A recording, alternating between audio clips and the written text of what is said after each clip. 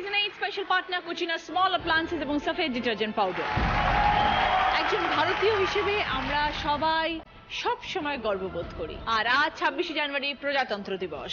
সবাইকে জানাই প্রজাতন্ত্র দিবসের অনেক অনেক শুভেচ্ছা। এই বিশেষ পর্বে দিদি নাম্বার ওয়ানে খেলতে এসছেন এমন চারজন দম্পতি যাদের একজন যখন একা হাতে রক্ষা করেছেন সংসার, অন্যজন তখন সীমান্তে রক্ষা করেছেন দেশ। এই গল্প একই সঙ্গে দেশপ্রেম এবং বীরত্বের, ভালোবাসা, ত্যাগ এবং বোঝাপড়া। मैं प्रतिज्ञा करता हूं कि मैं भारत के विधान का वफादार रहूंगा, चाहे इसमें मुझे अपना जीवन भी बलिदान करना पड़े। সকলের সাথে এখন পরিচয় করব। প্রথমে আছেন পম্পা সাহা, গৌতম সাহা। নমস্কার দিদি। নমস্কার। আমি মধ্যমগ্রাম বসুনগর থেকে এসেছি। আমার দীর্ঘ আর্মি লাইফের 19টা বছর সার্ভিসের কিছু ঘটনা তোমাকে শেয়ার করব। বাহ, নিশ্চয়ই শুনবো আপনাদের দুজনেরই গল্প। মহুয়া ব্যানার্জি আর নিলয় ব্যানার্জি। আমি রাজারহাট চৌমাথা থেকে এসেছি। আজকে যাকে সঙ্গে নিয়ে এসছে তিনি দীর্ঘ 20 বছর নৌসেনাতে ছিলেন। তাকে পেয়ে আমি গর্বিত এবং আমার সংসারের 22 বছরের খুঁটিনাটির গল্প তোমাকে শোনাতে এসেছি। দাদাকেও স্বাগত আমার এই মঞ্চে। ধন্যবাদ দিদি। বিপাশা কোনার, বিমল কোনার। নমস্কার দিদি ভাই। নমস্কার। আমি সল্টলেক থেকে আসছি। আমার ডিফেন্স লাইফের কিছু কথা, পারিবারিক জীবনের কিছু কথা আমরা একসঙ্গে আজকে আপনার সঙ্গে শেয়ার করব। Thank you. রিক্তা দাস, উজ্জ্বল দাস। নমস্কার দিদি, আমরা অশোকনগর থেকে এসেছি। আমি এয়ারফোর্সে কাজ করতাম, জুনিয়র ওয়ান্ট অফিসার হিসাবে আমি ওখান থেকে সার্ভিস ছাড়ি এবং রিটায়ারমেন্টের পর প্রাইমারি স্কুলে টিচার। আপনাকে এবং আমার সকল দেশবাসীকে প্রজাতন্ত্র দিবসের শুভেচ্ছা। নিশ্চয়ই। সবাইকে নিয়ে শুরু করছি আমাদের প্রথম রাউন্ডের খেলা। সফেদ ডিটারজেন্ট পাউডার প্রেজেন্টস দিদি মে ভেজেতে। পম্পা সাহা এবং গৌতম সাহার সাথে প্রথমে কথা বলি। 19 বছর আগে এই প্রফেশনে আসলেন কিভাবে? আমার বাবাও এই ধরনের সার্ভিসে ছিলেন। বাবার সাথে বিভিন্ন জায়গা, দেশের নানান জায়গায় ঘুরে ঘুরে আমার ছোট থেকে একটা ইউনিফর্মের চাকরির জন্য খুবই মনে একটা ইয়ে ছিল। তো যখন বুঝতে শিখেছি তখন আমার আর্মি ইউনিফর্মটা সবচেয়ে বেশি বেস্ট মনে হয়েছিল। আচ্ছা। তা আমি যাবো তো আর্মিতেই যাব, নাহলে অন্য কোনো কাজে যাব না। তারপরে আমি আর্মিতেই সার্ভিস করতে লেগে গেলাম। তো আমার ফার্স্ট ইউনিট ছিল উদমপুর। ট্রেনিং করেছিলাম ব্যাঙ্গালোরে। পোস্টিং থাকাকালীন যখন ফার্স্ট পোস্টিং গিয়ে আমি যখন বাড়িতে ফিরলাম, প্রথমবার ছুটি আসলাম। আসার পরে বাড়িতে আমার বিয়ে ঠিক হয়ে গেছিলো। মেয়ে তখন দেখা হয়ে গেছিলো। দেখার পরে তো আমি যখন দ্বিতীয়বার ছুটি আসলাম বিয়ে করবো বলে 1 মাসের ছুটি নিয়ে আসলাম। আসার পরে দিদি কি বলবো, যেদিনকে বিয়ে করতে যাব, বিয়ের দিন সকালবেলা নিউজে শুনলাম যারা বাড়িতে ছুটিতে আছো তারা ইমিডিয়েট নিজস্ব ব্যাটালিয়নে রিপোর্ট করো। সালটা ছিল 1999 সাল। বিয়েটা সেরে পরের দিনকে ট্রেনে বসে পড়লাম। এটা কি কার্গিল? না, কার্গিল না। আগে আমি উদমপুরে নিজের ব্যাটালিয়নে রিপোর্ট করলাম। রিপোর্ট বিকেলবেলা 5টা সাড়ে 5টায় পৌঁছালাম। ট্রুপ এনসিও আমাকে বললো তুমি পার্সোনাল ক্লোথিং নিয়ে, অ্যামনেশন আর আর্মস নিয়ে ট্রুপসে রিপোর্ট করে দাও। রিপোর্ট করাতেই বললো কালকে সকালবেলা তোমাদের মুভিং। সেই রাত্রিবেলা আমরা সেই বেরিয়ে গেলাম, শ্রীনগর পৌঁছালাম। শ্রীনগর থেকে কার্গিলের উদ্দেশ্যে রওনা দিলাম, কিন্তু মাথিয়ান বলে একটা জায়গা আছে, ওইখানে এত সেল আসছিল, এত ফায়ারিং আসছিল, কোনো গাড়ির মুভিং ছিল না। সেই কারণে আমাদের ওখানে সবাইকে ড্রপ করে দিল। ওখান থেকে ট্রুপস হিসাবে ভাগ হয়ে হয়ে সব বাই ওয়াক 88 কিলোমিটার হেঁটে আমি দারাজ পৌঁছাই। 80 কিলোমিটার হাঁটা? হ্যাঁ, 1.5 দিনের উপরে লেগেছে দিদি। পুরো হেঁটে, আর খাওয়ার কিচ্ছু ছিল না। ওই জিনিসপত্র নিয়ে সঙ্গে নিজের আর্মস, অ্যামনেশন আর পার্সোনাল কিট। বাবারে। তারপরে ওখানে খাওয়ারের কিছু নেই। মাথিয়ান থেকে আমাদের কিছু মিশ্রি দিয়ে দেওয়া হয়েছিল। ব্যাস ওই মিশ্রি খেয়ে আর ওই পাহাড়ের জল এই খেয়ে আমাদের ওই রাস্তা পুরো কভার করে, জুতো প্রায় ক্ষয়ে একদম পাতলা হয়ে গেছে। 88 কিলোমিটার হেঁটে গেছি তো। আর নিশ্চয়ই প্লেন ল্যান্ডও নয়, পাহাড়ি রাস্তা? কোনো প্লেন ল্যান্ড কিচ্ছু না, পুরো উঁচু নিচু। আর সবসময় আমাদের পাহাড়ের আড় ধরে যেতে হচ্ছে, কারণ খোলা জায়গায় আসলে পরে উপর থেকে ফায়ারিং আসছিল। দিয়ে ওখানে পৌঁছানোর পরে আমি তখন ফার্স্ট ইউনিট, তো এই কারণে আমরা শুধুমাত্র যত ওখানে ইনজিওর হচ্ছে এদের নিয়ে নামানো, এদের মানে সেবা শুশ্রূষা করা, এগুলোই তখন আমাদের কাজ হয়ে গেল। যখন আমরা আবার মুভ করলাম তখন রাস্তায় আমার পায়ের মধ্যে সেল লাগলো।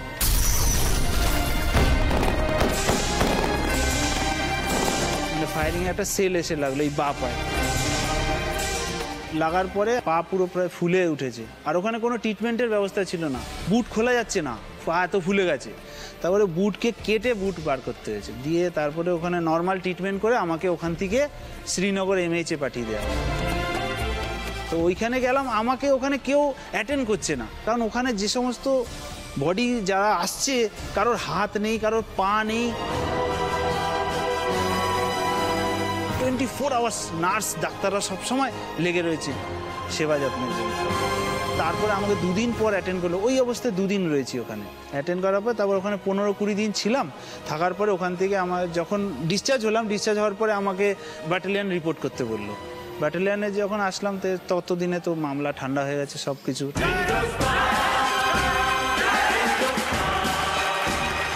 এসে তো ইউনিটে তখন পার্টি টাটি হলো, সব যুদ্ধ জিতে এসেছি। তারপরে যারা যারা ওই কার্গিল ওয়ারে ইনজুর হয়েছে সবাইকে আবার আমাদের নর্দার্ন কমান্ডের যে জিওসির ইন্টারভিউতে গেলাম, ওখানে আমাদের কমান্ডেশন কার্ড দেওয়া হলো যারা ওয়ারে ছিল।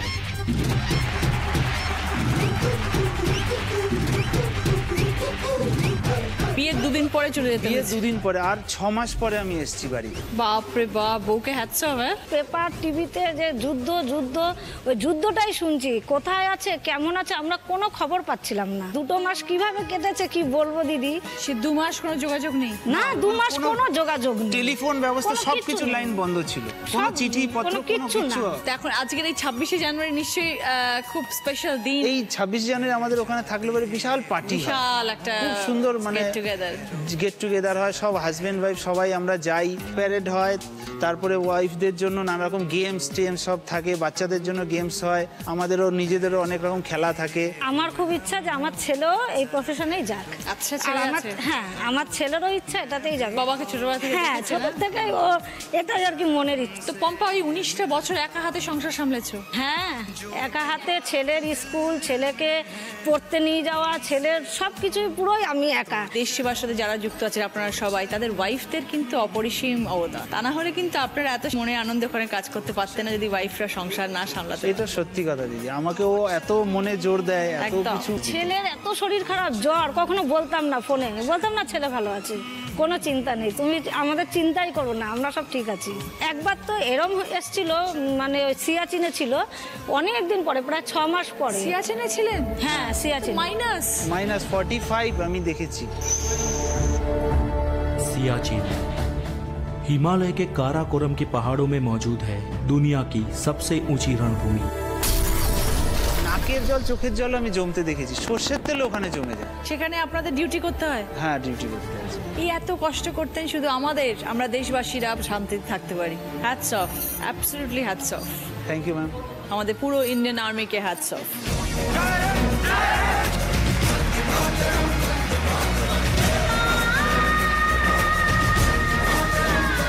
আরো একবার আপনার দুজনকে happy Republic Day. Thank you ma'am. এবার আমরা দেখবো সকলের জন্য কি খেলা আসছে। দুজনে মিলে হাজবেন্ড ওয়াইফ খেলবেন, একটা লাঠির দুদিকটা ধরবেন, দুজনে মিলে একটা করে বল তুলতে হবে, নিয়ে গিয়ে গ্লাস বক্সের মধ্যে রাখতে হবে। টাইম হচ্ছে 1 মিনিট। 1 মিনিটের মধ্যে যে সব থেকে বেশি বল কালেক্ট করবে সে 20 পয়েন্টস, আবার 15 পয়েন্টস, 10 পয়েন্টস, 5 পয়েন্টস। প্রথমে খেলা শুরু করছি গৌতম বাবু এবং পপ্পাদির সাথে।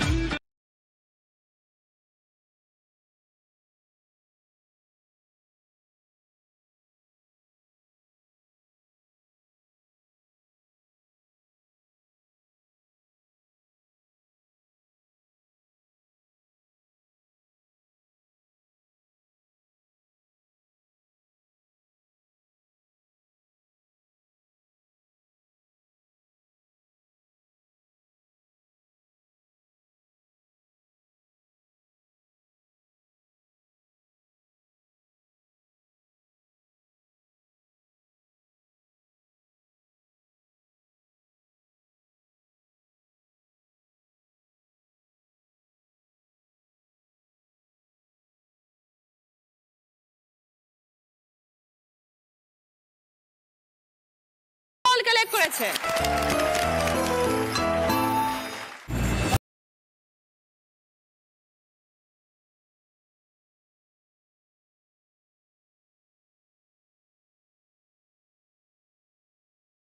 বিপাশা দি এবং বিমল বাবু, আপনার কোন ডিপার্টমেন্ট ছিল দাদা? বায়ুসেনা, ভারতীয় বিমান বাহিনী। কত বছর ছিলেন? আমি ওখানে 15 বছর ছিলাম। আচ্ছা আমি 77-এ জয়েন করেছিলাম। আচ্ছা। আমি প্রথম থেকেই খুব অ্যাডভেঞ্চারাস ছিলাম। জিওলজি অনার্স ছিল আমার, সেটাকে আমি মাঝপথেই ব্রেক করে থামিয়ে দিয়ে আমি এয়ারফোর্সে জয়েন করি। আমার নির্বাচন হয়েছিল stores, logistics, inventory, so ground সাপোর্টে। এইসব জায়গায় কাজ করতে গিয়ে আমার সবচেয়ে খুব রোমাঞ্চকর ঘটনা যেটা মনে পড়ে আর কি, আমি আগ্রা এয়ারবেসে যখন পোস্টিং ছিলাম বিয়ের আগে 1984, তখন ইন্দিরা গান্ধী রয়েছে, আমাদের প্রধানমন্ত্রী রয়েছেন। তখন শুরু হয় আমাদের অমৃতসর গোল্ডেন টেম্পলে অপারেশন ব্লু স্টার। তো অপারেশন ব্লু স্টারের সমস্ত যে এয়ার মুভমেন্ট, ভারতীয় বিমান বাহিনী থেকে সোলজার তুলে নিয়ে যাওয়া এবং অপারেশনটা শেষ করে ফিরে আসা, এত হতাহত, এত ক্যাজুয়ালিটি সব কিছু দেখেছি। 1982-83 সম্ভবত, তখন ইন্ডিয়ান পিসকিপিং ফোর্স এবং এলটিটিরা যারা আমাদের শ্রীলঙ্কায় ইয়ে করেছিল, এখন ভারতীয় শান্তি সেনাবাহিনী পাঠানো হয়েছিল আর কি, সেই সময়টা আমি দেখেছি যে কত সন্ত্রাস, ভীতির মধ্যে দিয়ে আমাদের থাকতে হয়েছে। বিপাশা দি, আপনারও তো অনেক অবদান আছে, সংসার তো আপনাকেই সামলাতে হয়েছে। হ্যাঁ, আমাকে সামলাতে হয়েছে। সন্তান আছে? এক ছেলে এক মেয়ে। তারা কি করে?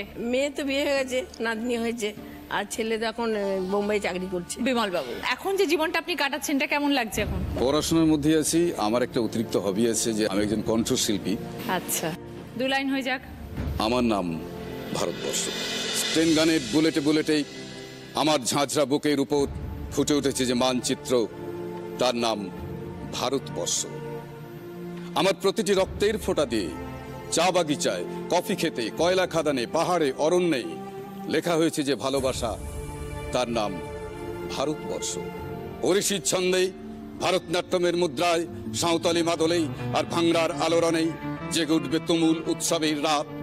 সেই রাতে, সেই তারায় ফেটে পড়া মেহফিলের রাতে তোমরা ভুলে যেও না আমাকে, যার ছেঁড়া হাত, ফাঁসা জঠর, উপরে আনা কলজে, ফোঁটা ফোঁটা অশ্রু, রক্ত, ঘাম, মাইল মাইল অভিমান, আর ভালোবাসার নাম স্বদেশ, স্বাধীনতা, Bharatvarsha. Thank you Bimal Babu.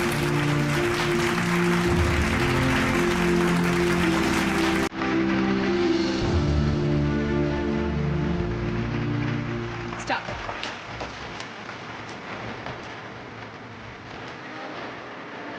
Very good.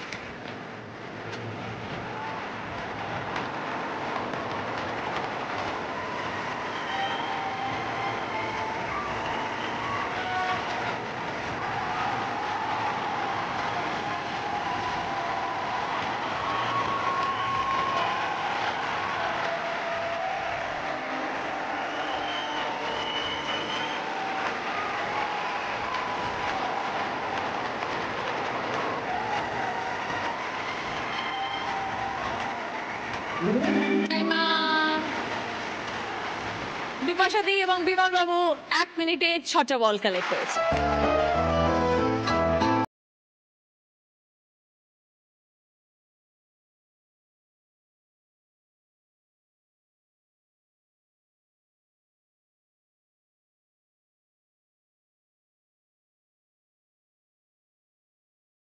কুড়ি বছর। বাপরে বাপ, ওই আরেকটা জায়গা, জলে ঢুকে গেল তো ঢুকেই গেল, যোগাযোগ কিচ্ছু নেই। মাসের পর মাস, বছরের পর বছর। মোটামুটি হ্যাঁ, 3 মাস থেকে 6 মাস। আমার 20 বছর জীবনে আমি 7.5 বছরই জাহাজে থেকেছি। আচ্ছা। কিন্তু জাহাজটা খুব টাফ, থাকাটা খুব কষ্টকর ওখানে। জলের মধ্যে রোলিং এর পিচিং এর জন্য আপনি কিছু খেতে পারবেন না। ওহো। খাবার আপনার সামনে থাকবে কিন্তু আপনার বমি হবে, খেলেই বমি হবে। আর জল খেতে পারবেন না, জলও থাকবে কিন্তু জল খেতে পারবেন না।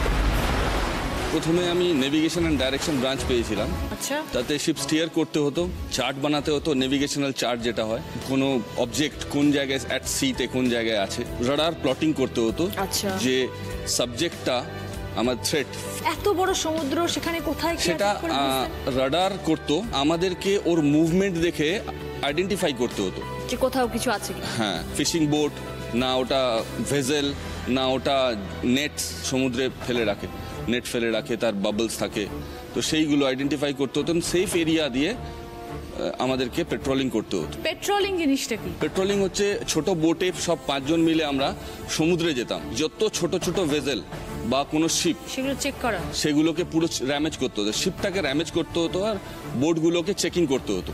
আচ্ছা, যেটা আমরা পাকিস্তান বর্ডার, আফগানিস্তান বর্ডার বা যে কোনো আমাদের থ্রেট পারসেপশন এরিয়াগুলোতে যেতে হতো। তো আমরা নিজেরাই বুঝতাম না, কেননা স্টিয়ারিংয়ে বসলে আপনি সামনে অন্ধকার দেখতে পাবেন, কিছু দেখতে পাবেন আর বমি করবেন। কিন্তু রাত্রির 1টা থেকে সকাল 7টা অবধি আইএনএস বিরাট আমি স্টিয়ার করেছি, এয়ারক্রাফট ক্যারিয়ার, যেটা এখন ডিকমিশন হয়ে গেল।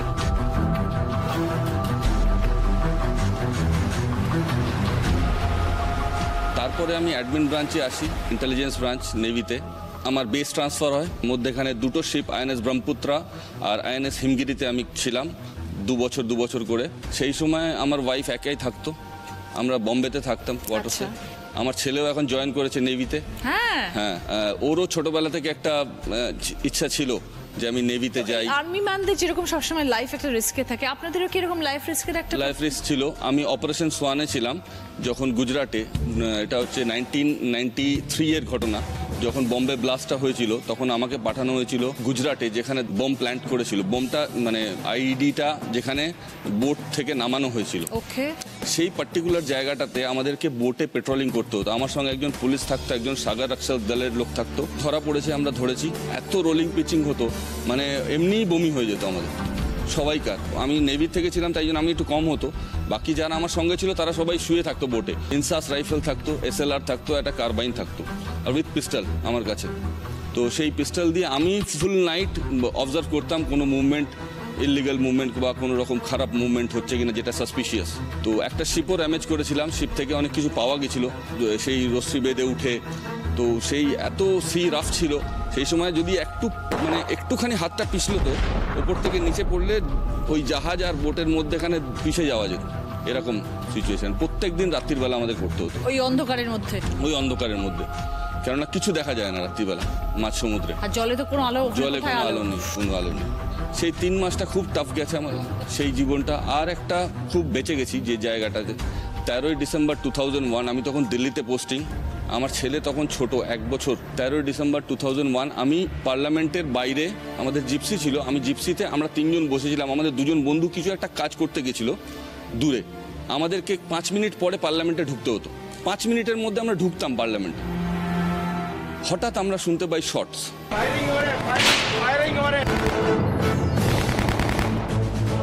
বলছে এখানে ফায়ারিং শুরু হয়েছে। যেই ফায়ারিং শুরু হয়েছে কানেকশন কাট হয়ে গেছে, বোঝা যাচ্ছে না আর, এত দৌড়ি হচ্ছে।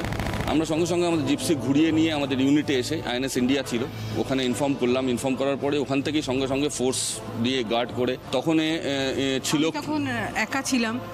আর সেই সময় ফোনে না কন্ট্যাক্ট হতে পারছে না, কিছুভাবে ওর খবর পাচ্ছি, এত চিন্তা, বাড়ির সবাই কান্নাকাটি করছে। 2 দিন পর তারপরে ওর ফোন আসলো যে হ্যাঁ ঠিক আছে। কিছু জানতেও পাচ্ছি না ইনফ্যাক্ট যে কীরকম আছে তো ঠিক আছে তো, এরকম সিচুয়েশন আমাদের হ্যান্ডেল করতে হয়। তারপরে 3 দিন পর অটোমেটিক্যালি ওটা নর্মালাইজ হয়। সব থেকে পেনফুল যেটা, 3 মাস 6 মাস পর আমি যখন ফিরতাম বাড়িতে, আমার ছোট ছেলে ছিল, তো ছোট ছেলে আমাকে চিনতে পারতো না। তাকে যে 6 দিন 7 দিন লেগে যেত তাকে এটা বোঝাতে যে আমি একটা বাড়ির লোক। হ্যাঁ, ও দূরে দূরে থাকতো, চিনতে পারতো না, বাচ্চা না, ইউজ টু হতে তারপরে যেই আবার সময় আসলো যে চিনে গেল, বাবার সঙ্গে ফ্রেন্ডশিপ হয়ে গেল, আবার ওর এসে গেল আবার সেলিং যেতে হবে। এই আর্ম ফোর্সেসের লোকেরা যে স্যাক্রিফাইসগুলো তাদের ইয়াং এজে করে, দেশের জন্য লড়ে তাদের প্রাণ দিচ্ছে, যারা আমাদের প্রতিনিয়ত প্রতি মুহূর্তে আমাদের ইউথ লাইফটা আমরা দিয়ে চলে এসেছি। আমি 2010-এ রিটায়ার করেছি এপ্রিলে। আরেকটা কথা বলতে চাই, আমার ছেলেও নেভিতে গেছে, একমাত্র ছেলে আমার, তাকে আমি পাঠিয়েছি। কতটা কষ্ট হয় আপনি বোঝেনি, কিন্তু তাও আমি চাইবো এদেশের সব মারা, বাবারা, ডাক্তার, ইঞ্জিনিয়ার, কর্পোরেট লাইফ তো আছেই, কিন্তু সবাইকে ফৌজে পাঠাবে, ডিফেন্সে পাঠাক সবাইকে। এই জায়গাটারও অনেক লোকের দরকার আছে। নিশ্চয়ই, একদমই তাই। আর আমি একজন প্রাউড ওয়াইফের সঙ্গে সঙ্গে প্রাউড মাদার, অফকোর্স।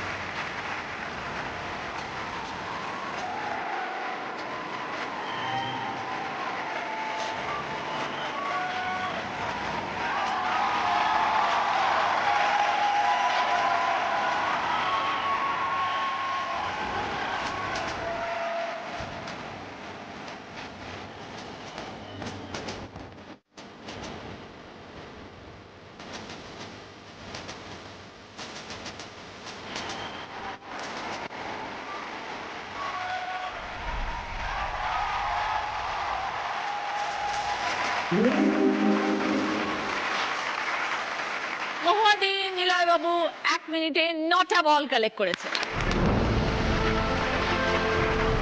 উজ্জ্বল বাবু এবং রিক্তাদির সাথে কথা বলবো। আমি ছিলাম প্রথমে ভারতীয় বায়ুসেনাতে। আচ্ছা, এয়ারফোর্সের লাইফটা কেমন ছিল? কোন পোস্টে ছিলেন আপনি? আমি এয়ারফোর্সে টেকনিক্যাল ট্রেডে ছিলাম, ইলেক্ট ফিটার ছিলাম আমি। 88 সালে আমার ট্রেনিং শেষ হয়। আবার আমার আরেকটা স্পেশালাইজ কোর্স করতে হয়, SAM-3 missile, surface to air missile. এয়ারফোর্সের পুরো লাইফটাই SAM-3 মিসাইলে কেটেছে। কত বছর ছিলেন? 20 বছর। ওই বিষয়টা কি? সারফেস টু এয়ার মিসাইল মানে সারফেস থেকে এয়ারে, এটা মেনলি রানওয়েকে গার্ড করে। যখন যুদ্ধের পরিস্থিতি হয় বা যুদ্ধগত অবস্থায়, তখন এরা রানওয়ের 2 সাইডে চলে যায়। যদি কোনো শত্রু এয়ারক্রাফট আসে, তখন আমাদের রাডারে ধরা পড়লে আমাদের সিগন্যাল পাঠাবে এই সারফেস টু এয়ার মিসাইল, তখন আমরা লঞ্চ করে ওই শত্রু শিবিরের এয়ারক্রাফট সেটাকে ধ্বংস করে দেয়। তো রিক্তাদি, আপনারও তো মানে প্রচুর একা একা কেটেছে অনেক দিন। বেশিটা ওর সময়ের সাথেই কাটিয়েছি, কিন্তু ওকে সঙ্গে সঙ্গে থাকতাম, কিন্তু ম্যাক্সিমাম সময় ওকে টেম্পোরারি ডিউটির জন্য বাইরে যেতে হতো। তখন তো একা মেয়েকে নিয়ে থাকতে হতো। আর সব থেকে আমার এক্সপিরিয়েন্স সেটা হচ্ছে যে 2001-এর 26শে জানুয়ারি ভুজে যে ভূমিকম্পটা হয়, আমরা তার পাশে নালিয়াতে ওখানে ছিলাম।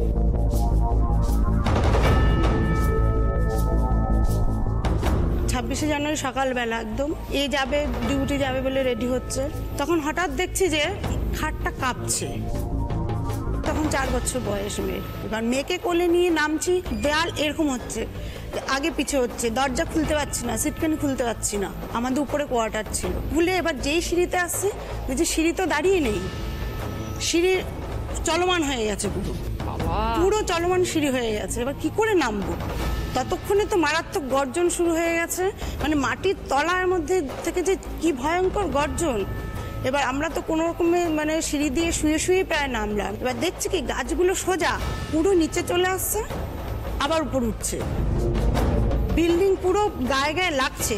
আমরা যেখানটা শোয়া, পাশে 2টো বিল্ডিং পুরো একবার মাথার সাথে টাচ হচ্ছে, আবার সরে যাচ্ছে। ওটা থামলো, বেশ খানিক্ষণ পরে থামলো। থামার পরে যোগাযোগ বিচ্ছিন্ন হয়ে গেছে, পুরো ব্ল্যাক আউট হয়ে গেছে, কিছুই খবর পাচ্ছে না কোথায় কি হলো। আমাদের মানে ঠাকুরের আশীর্বাদে খুব একটা কারো সেরকম ইনজুরি হয়নি, কিন্তু টুকটাক সবারই কিছু না কিছু ক্ষতি হয়েছে, ঘরের জিনিসপত্র সব ভেঙে গেছে। কিন্তু একদিন পর আমরা জানতে পারি ভুজের আসল কাহিনীটা। বুলডোজার যদি কিছু উপর দিয়ে চালিয়ে দেওয়া যায়, পুরো শহরটা একটা ইট আস্ত ছিল না, শুধু 2টো বিল্ডিং মানে দাঁড়িয়ে ছিল, তাও এইভাবে। সেই আর্থকোয়েক আমরা কেউ ভুলিনি না, সত্যিই তাই। পুরো আর মাঝে মাঝে আফটার শকে কেঁপে উঠছে, তখনই আমাদের সাথে সাথে বেরিয়ে যেতে হচ্ছে। লাইট নেই, জল নেই, আমাদের সবাইকে তখন পোস্টিং দিয়ে দেওয়া হয় এবং আমাকেও বাড়িতে পাঠিয়ে দেয়। ও তখন ছিল নালিয়াতে, তখন মেয়েকে বাড়িতে নিয়ে এসে ডাক্তার দেখানো হয়, কিন্তু এখনো পুরোপুরি কাটিয়ে উঠতে পারেনি। মাঝে মাঝে ও বলে কি মনে হয় মাটি কাঁপছে। এখন এত বড় হয়ে গেছে, গ্র্যাজুয়েশন কমপ্লিট হয়ে গেছে, তাও কিন্তু ও বলবে মা মনে হয় কাঁপছে। মানে ওর মাথার মধ্যে ওটা পুরো ঢুকে গেছে যে কিছু একটা হচ্ছে সব সময়। অনেক কঠিন পরিস্থিতির মধ্যে দিয়ে মানুষকে যেতে হয় পুরো। আর সবসময় একে তো বাইরে খাটাতে হতো, মেয়েকে নিয়ে একা একাই সব করতে হয়েছে থাকতে। কখনো বলিনি যে পারবো না, পুরো লড়াইটাই জীবনে মেয়েকে নিয়ে একা। বলেছি তুমি তোমার কাজটা করো, ঘরের দিকে তোমার চিন্তা করতে হবে না। খুব ভালো লাগলো উজ্জয় বাবু। আমার মানে একটা ছোটখাটো বুটিক আছে, সেই বুটিকের তরফ থেকে তোমার জন্য একটা আমি শাড়ি এনেছি। ওকে নিয়ে আসো।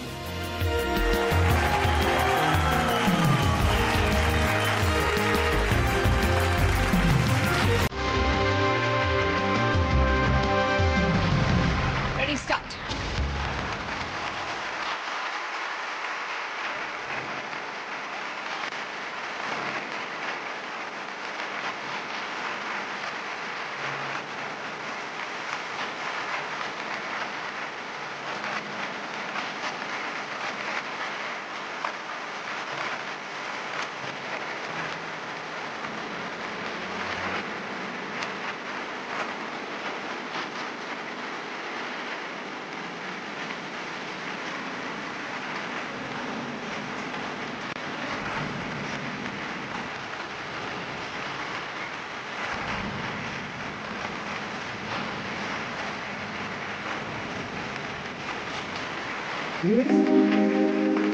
রিক্তাদি উজ্জ্বল বাবু 1 মিনিটে 8টা বল কালেক্ট করেছেন।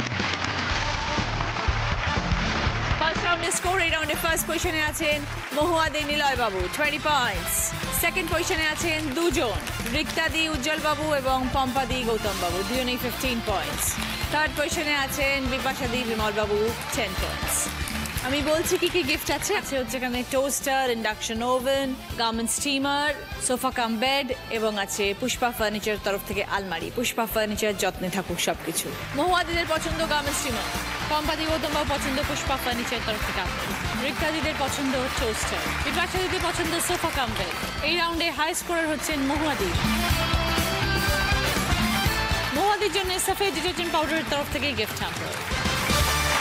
মহুয়াদি, আপনি আমাদের এই রাউন্ডের হাই স্কোরার, তাই আপনার জন্য রয়েছে বোনাস রাউন্ড। বোনাস খেলাটা জিততে পারলে আপনি পাবেন bonus gift 32 inches LED TV. হাজবেন্ডের জীবনে তো লক্ষ্য স্থির ছিল, এবার দেখতে হবে আপনার জীবনের লক্ষ্য কতটা স্থির। 15 সেকেন্ডস টাইম, 3টে বল ঝুড়িটার মধ্যে ফেলতে হবে বাউন্স খাইয়ে। মেঝেতে বাউন্স খাওয়াতে হবে, বল গিয়ে ঝুড়িতে ঢুকবে। স্টার্ট।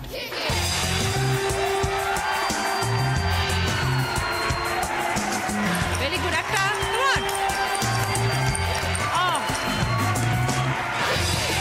ঠিক ওই জায়গাটা হড়বড় করবেন না, আরামসে টার্গেট করে করুন, ঠিক হবে। সরি দিদি, হলো না।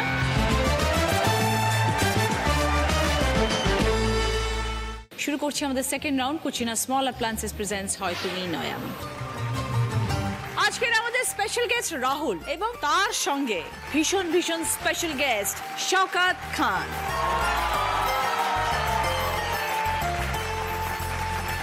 প্রথম প্রশ্ন, সঠিক উত্তর দিলে গিফট পাবেন হচ্ছে শ্রীজি কালেকশনের তরফ থেকে গোল্ড প্লেটেড জুয়েলারি সেট। অনেকগুলো অক্ষর স্ক্রিনে ঘোরাফেরা করবে, তার মধ্যে একটি অক্ষরে এসে আটকে যাবে, সেই অক্ষরটা দিয়ে গান শোনাতে হবে। এক্ষেত্রে আমি বলবো না, যেই মুহূর্তে অক্ষরটা আসবে সেই মুহূর্তে বাজার প্রেস করে গান ধরতে হবে।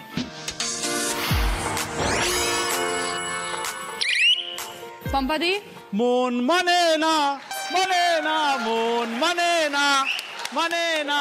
এটা কি আর্মি থেকে ফিরে আসার পর গানটা শুনলেন? মনে আসলো, গেছিলাম। 5 পয়েন্টস। সঙ্গে শ্রীজি কালেকশনের তরফ থেকে গোল্ড প্লেটেড জুয়েলারি সেট। তুমি একটা দিয়ে গান শুনিয়ে দাও রাহুল, তোমার পছন্দ মতো। নিশ্চয়ই।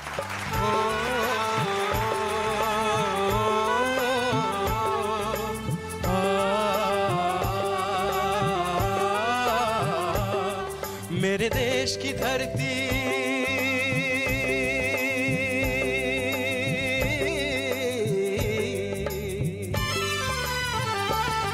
मेरे देश की धरती सोना उगले उगले हीरे मोती। मेरे देश की धरती, मेरे देश की धरती। ओ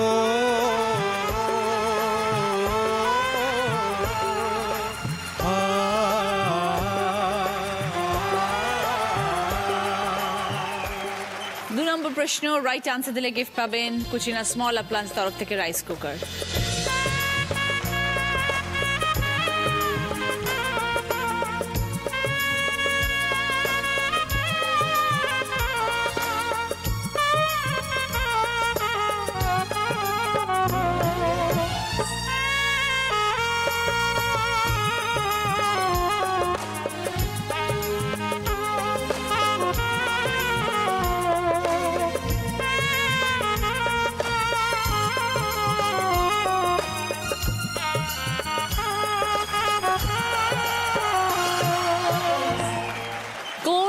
সুর বাজলো, বলো রিক্তা দি।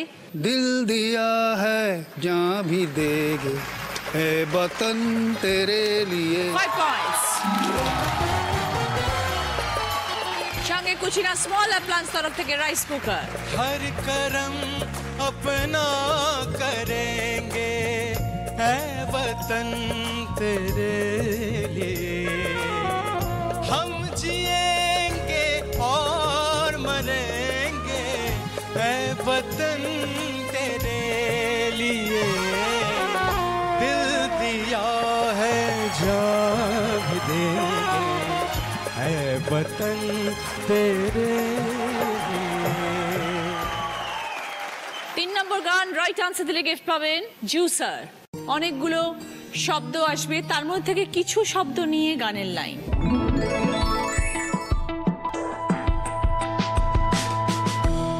বলো রিক্তা দি। ও আমার দেশের মাটি। 5 পয়েন্টস। প্রডিউসার। ও আমার দেশের মাটি, তোমার পরে ঠেকাই মাথা, তোমাতে বিশ্বময়ী, তোমাতে বিশ্বমায়ের আঁচল পাতা। ও আমার দেশের মাটি, তোমার পরে ঠেকাই মাথা। 4 নম্বর প্রশ্ন সঠিক উত্তর দিলে গিফট পাবেন আয়রন প্লাস আয়রন টেবিল। नन्ना मुन्ना राही हूँ, देश का सिपाही हूँ, बोलो मेरे संग जय हिंद जय हिंद जय हिंद जय हिंद जय हिंद। नन्ना मुन्ना राही हूँ, देश का सिपाही हूँ, बोलो मेरे संग जय हिंद जय हिंद जय हिंद जय हिंद जय हिंद। গানের কথা অনুযায়ী দেশপ্রেমের কোন ধ্বনি তোলা হয়েছে? বলো, বলুন বিমল বাবু। জয় হিন্দ। 5 পয়েন্টস। সঙ্গে আয়রন প্লাস আয়রন টেবিল। শেষ প্রশ্ন সঠিক উত্তর দিলে গিফট পাবেন আচার এবং হাতা খুন্তির সেট। जिंदगी मौत ना बन जाए, संभालो यारो, खो रहा चैनो अमन, खो रहा चैनो अमन। मुश्किलों में है वतन, मुश्किलों में है वतन, सरफरोशी की शमा दिल में जला लो यारो यारो यारो। जिंदगी मौत ना बन जाए, संभालो यारो, जिंदगी मौत ना बन जाए, संभालो यारो। গানের কোন শব্দ দিয়ে বন্ধুকে বোঝানো হয়েছে? বলো পম্পাদি। ইয়ারো। 5 পয়েন্টস।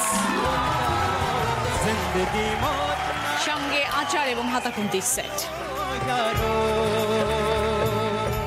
শুরু করছি আমাদের থার্ড রাউন্ড, কার দৌড় কত দূর। Headphone round. স্ত্রীদের কানে হেডফোনে গান বাজবে, দাদারা এখানে আসবেন, কার্ডের মধ্যে শব্দগুলো আছে সেগুলো 1 2 3 করে পড়ে পড়ে শোনাবেন। সময় 1 minute. Each right word 2 points. 5টা ওয়ার্ড 10 পয়েন্ট স্কোর করার সুযোগ। গৌতম বাবু আসুন।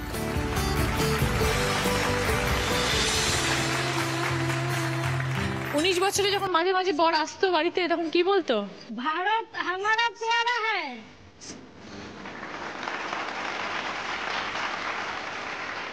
স্টার্ট। जवान जवान जवान जवान। फौजी फौजी फौजी। Rifle rifle rifle. दुनिया की शान है, युद्ध युद्ध। कमान कमान जान से प्यारा है, सबसे न्यारा गुलिस्ता हमारा। পম্পাদি ভেরি গুড। 5টাই সঠিক, 10 পয়েন্টস।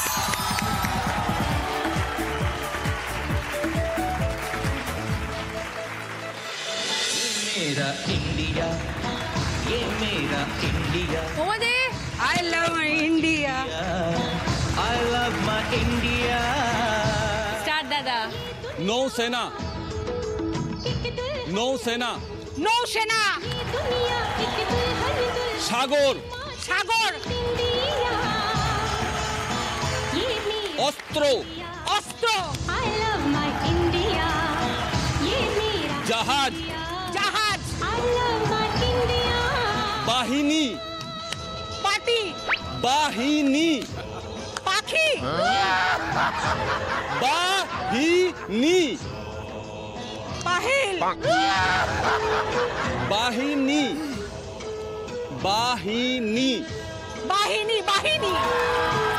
Good.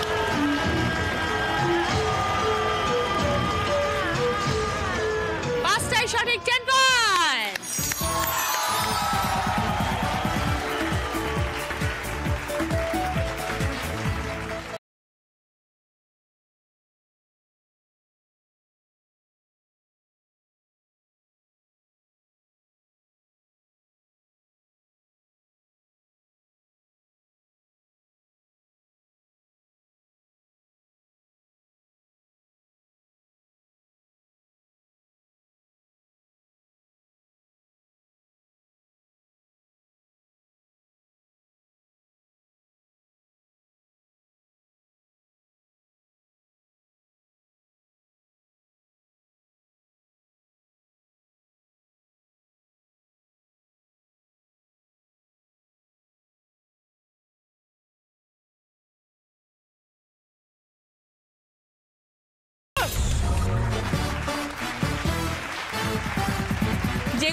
পারেননি সেগুলো আপনার হাজবেন্ড আপনাকে পড়ে শোনাচ্ছে, শুনুন।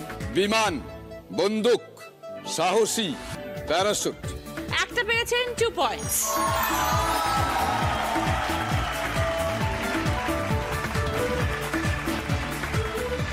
कर चले हम फिदा जानतन স্টার্ট দাদা।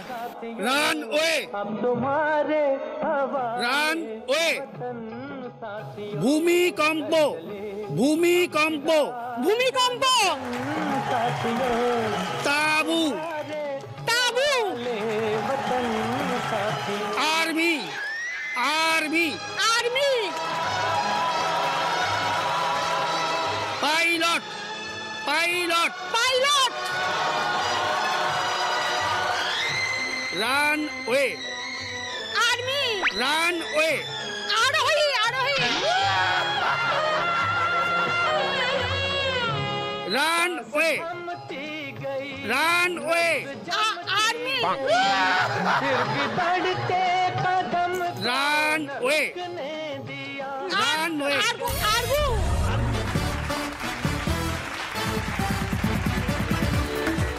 যেটা পারেননি সেটা হচ্ছে রানওয়ে।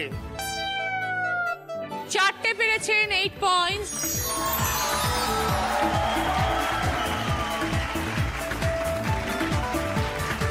এই রাউন্ডে ফার্স্ট পজিশনে আছেন পম্পাদি এবং মহুয়াদি, দুজনেই 10 পয়েন্টস।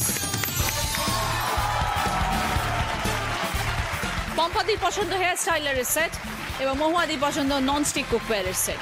সেকেন্ড পজিশনে আছেন রিক্তাদি, 8 পয়েন্টস। রিক্তাদির পছন্দ ভদ্রেশ্বর লাল বাবা রাইসের তরফ থেকে গ্রসারি আইটেম। থার্ড পজিশনে আছেন বিপাশাদি, 2 পয়েন্টস। দিদি আপনার জন্য রয়েছে জাগ গ্লাসের সেট।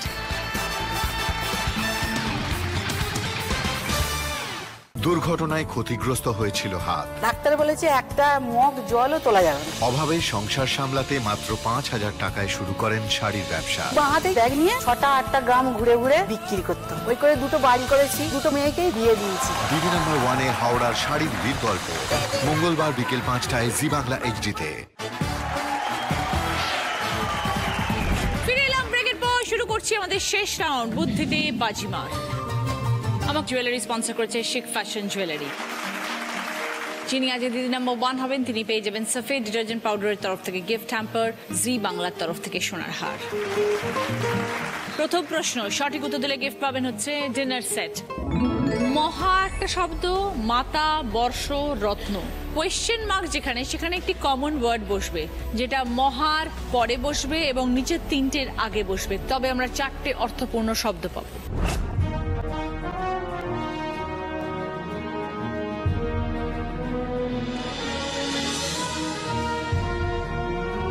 এবার বলো বিপাশাদি। ভারত।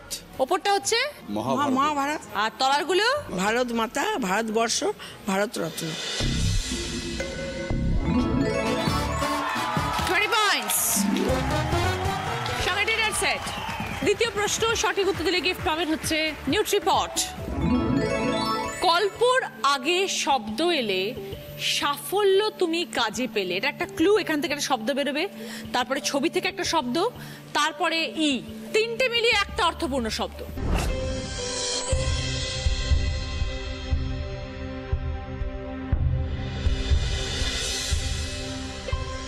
এবার বলো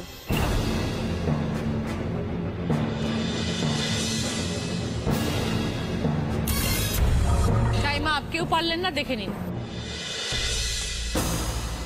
সংগ্রামী, ক্লুটা দিলাম কল্পের আগে শব্দ পেলে সং পেতাম, তারপরে গ্রাম, গ্রামের ছবি, তারপরে ই, তাই সংগ্রামী। No points, no gift. Third প্রশ্ন, সঠিক উত্তর দিলে গিফট পাবেন হচ্ছে মিক্সার গ্রাইন্ডার। পাশাপাশি ক্লু, কর্তব্য আর লক্ষ্যে স্থির, দেশ রক্ষা করেন বীর। ওপর নিচের ক্লু, আম্বেদকরের নেতৃত্বে পাই, মেনে চলবো আমরা সবাই।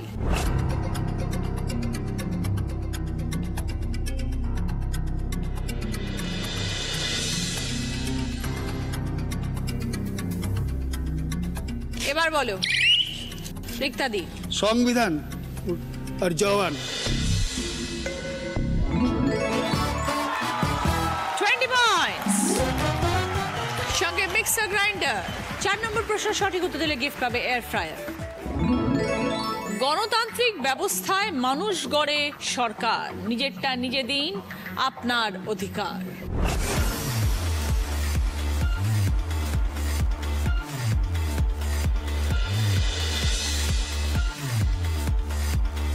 এবার বলো পম্পাদি। ভোট। বুঝান। গণতান্ত্রিক ব্যবস্থায় মানুষ গড়ে সরকার, মানে আমাদের গণতন্ত্র আর কি বলে যে আমরা নিজেদের সরকার নিজেরা গড়ব, নিজেরটা নিজে দিন, নিজের ভোট নিজে দিন, আর এটা আমাদের অধিকার। অধিকার। 20 পয়েন্টস। সঙ্গে এয়ার ফ্রায়ার। 5 নম্বর প্রশ্ন রাইট আনসার দিলে গিফট পাবেন হচ্ছে 3 বার্নার গ্যাস ওভেন। শেষ প্রশ্ন পারলে 30 পয়েন্ট, ভুল করলে মাইনাস হবে 20 পয়েন্ট। শেষ প্রশ্নে যাওয়ার আগে একবার স্কোরটা দেখি। পম্পাদিদের স্কোর 55, মহুয়াদিদের স্কোর 30, বিপাশাদির স্কোর 37, রিক্তাদিদের স্কোর 53। সবার সামনে সুযোগ আছে দিদি নাম্বার 1 হবার। ছবিটা ক্লু। শূন্য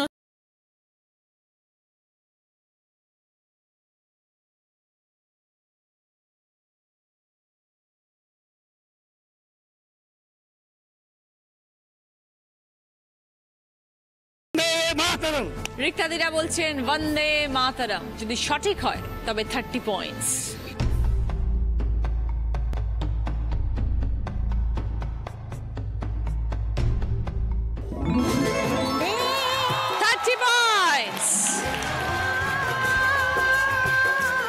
সঙ্গে 3 বার্নার গ্যাস ওভেন। শেষ প্রশ্নের উত্তর দিয়ে আজকে দিদি নাম্বার 1 হয়েছেন রিক্তা দাস সঙ্গে উজ্জ্বল দাস with 83 পয়েন্টস।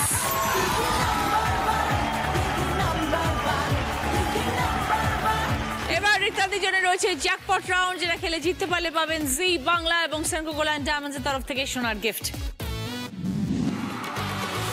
জনগণ, গণতন্ত্র, সীমান্ত, সংবিধান, বিধানসভা। বিধানসভা, সংবিধান, গণতন্ত্র, জনগণ।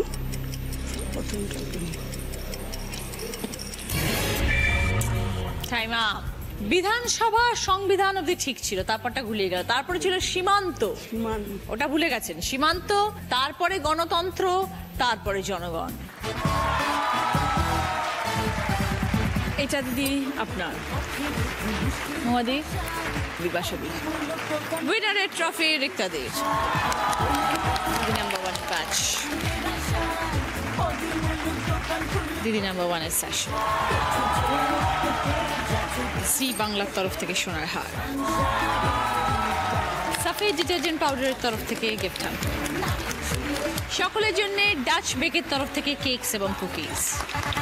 বাঞ্ছারামের তরফ থেকে মিষ্টির গিফট হ্যাম্পার। মিষ্টি মানেই বাঞ্ছারাম।